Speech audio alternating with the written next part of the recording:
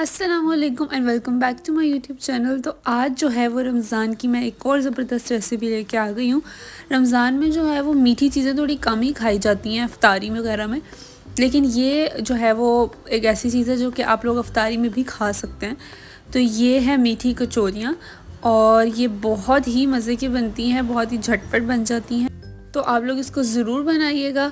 तो चलें स्टार्ट करते हैं। तो इसके लिए हमें जो चीज़ें चाहिए, तो सबसे पहले हमें चाहिए है 1 कप मैदा जो है आप लोगों ने लेवल करके 1 कप वो ले लेना है।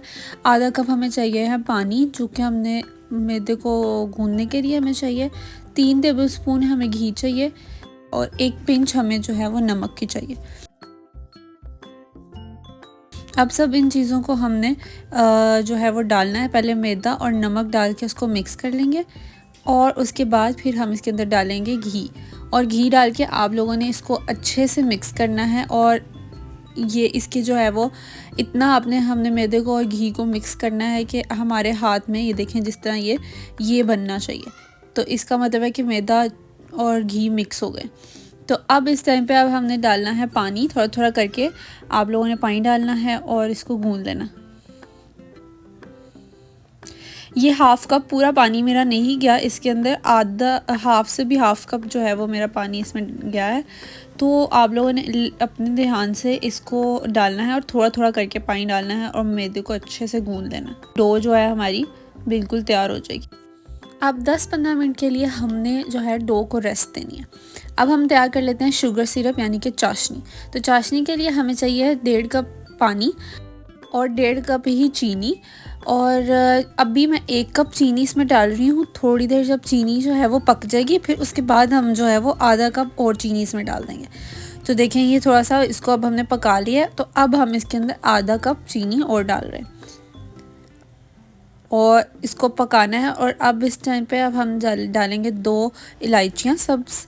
इनको खोल के भी आप डाल सकते हैं, ऐसे भी डाल सकते। मैंने जो है वो बंद ही डाल दी हैं। अब जो है वो चाशनी को हमने पकाते रहना है हल्की आंच पे, और चम्मच जो है वो थोड़ी थोड़ी देर बाद हिलाते रहना है।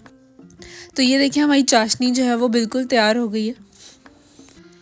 और ये दूसरी तरफ हमारी जो है वो डो भी बिल्कुल तैयार हो गई है 15 मिनट रेस्ट के बाद। तो अब हमने बनानी है इसकी ग्लू। तो ग्लू तैयार करने के लिए हमें जो चीज़ें चाहिए उसमें हमें 3 टेबलस्पून घी चाहिए और 2 टेबलस्पून मैदा, और इन दोनों चीज़ों को अच्छे से मिक्स कर लेना है हमने। और ये हमारी ग्लू तैयार है। तो अब हमने मैदा जो है वो डस्ट कर लेना है, जो भी काउंटर है आपका उसके ऊपर।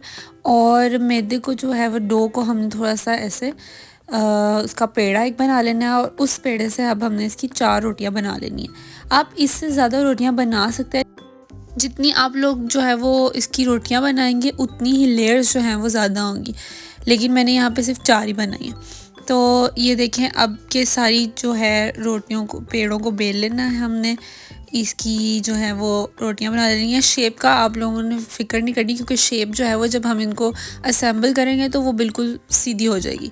अब आप लोगों ने चारों रोटियों को रख लेना है और एक रोटी के ऊपर जो हमने ग्लू तैयार की थी वो लगानी है। अच्छे से हाथों की मदद से इसको आपने फैला लेना है ग्लू को। ये देखें जिस तरह मैं कर रही हूँ। और इसके ऊपर आपने दूसरी रोटी को रखना है। इसको अच्छे से रोटी को इवन करके आपने, यानी कि उस नीचे वाली रोटी के ऊपर पूरी वाली रोटी ऊपर वाली जो है वो आ जाए, और फिर इसके ऊपर दोबारा से वही प्रोसेस करना है। वो जो ग्लू हमने बनाई थी वो लगानी है और तीसरी रोटी इसके ऊपर रखनी है। और इसी तरह हमने चौथी रोटी भी रख लेनी है, और चौथी रोटी के ऊपर भी थोड़ी सी जो बची हुई ग्लू होगी वो आपने लगा देनी है। और अगर ना भी बचे तो उसका मसला नहीं है। तो ये देखें कि हमने जो है वो ग्लू ऊपर वाली पे भी लगा दिए लास्ट। और अब हमने इन रोटियों को करना है रोल। ये देखें इस तरह, ये देखें 4 रोटियां, इनको आपने पकड़ना है और इस तरीके से इसको रोल करते जाना। ये देखें हल्के हाथों से आपने इनको रोल करना। और ये देखें हमारी जो है वो हमारा एक रोल तैयार हो गया। थोड़ा सा इसको आप लोग इस तरह से टैप कर सकते हैं। तो अब इस जो है रोल को हमने काट लेना है छोटे छोटे पीसेस में। आप लोग ये बड़े भी बना सकते हैं, लेकिन हमारे घर में ये छोटे ही अच्छे लगते हैं क्योंकि एक बाइट जो है वो ये बन जाते हैं। फिर बड़े जो है वो बहुत ज़्यादा जो है खाया भी नहीं जाता मीठा इतना, तो इस लिहाज से फिर हमने ये छोटे छोटे ही रखे। जितनी आप लोग लेयर्स लगाएंगे कि उस हिसाब से बड़ी होती जाएंगी कचौरियाँ।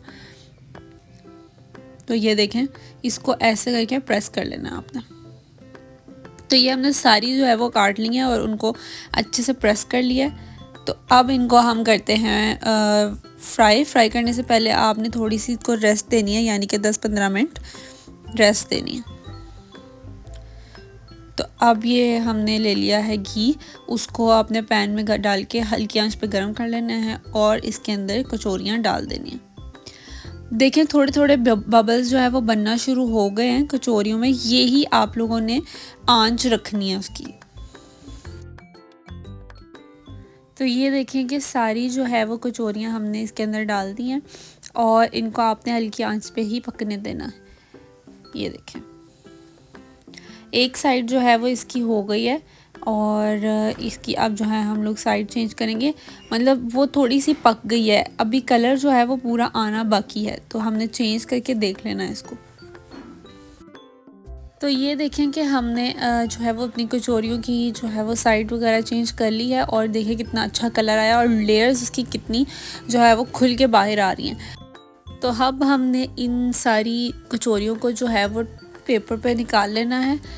ऐसा नहीं है कि इसको आपने बिल्कुल ठंडा करके डालना है, लेकिन आपने चाशनी को ठंडा करके ही डालना है इसके अंदर।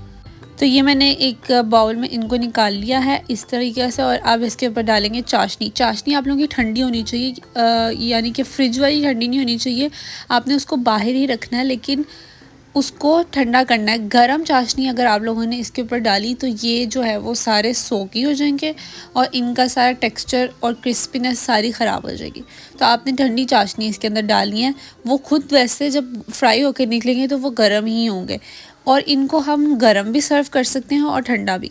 तो ये देखें कि इसके ऊपर अब मैंने जो है वो सारी चाशनी इसके ऊपर डाल दी है। तो ये जो है वो चाशनी अपने अंदर सोख खुद ही कर लेगी कचौरियाँ। तो अब इसके ऊपर अब जो है हम डालेंगे थोड़ी बहुत गार्निशिंग के लिए चीज़ें। तो मैंने इसके ऊपर जो है वो बादाम काट के वो डाले हैं। तो आप कोई भी ड्राई फ्रूट ले सकते हैं और उसको इसके ऊपर काट के जो है वो डाल सकते हैं गार्निशिंग के लिए। तो अब हम जो है वो इसको सर्व करते हैं और मैं आपको इसको जो है वो काट के दिखाती हूँ कि इसकी लेयर्स जो है वो कितनी अच्छे तरीके से बाहर निकलेंगी। तो ये देखें आपके हाथ से तोड़ने पे ये लेयर्स देखें इसकी कि ये किस तरह से बाहर जो है वो रिंग्स बन के आ गए। तो ये थी हमारी आज की रेसिपी। तो अगर आपको हमारी रेसिपीज़ अच्छी लगती हैं तो आप हमारे चैनल को सब्सक्राइब करें और हमारी वीडियो को लाइक करें और कमेंट करके बताएं कि कैसी लगी। Thank you for watching.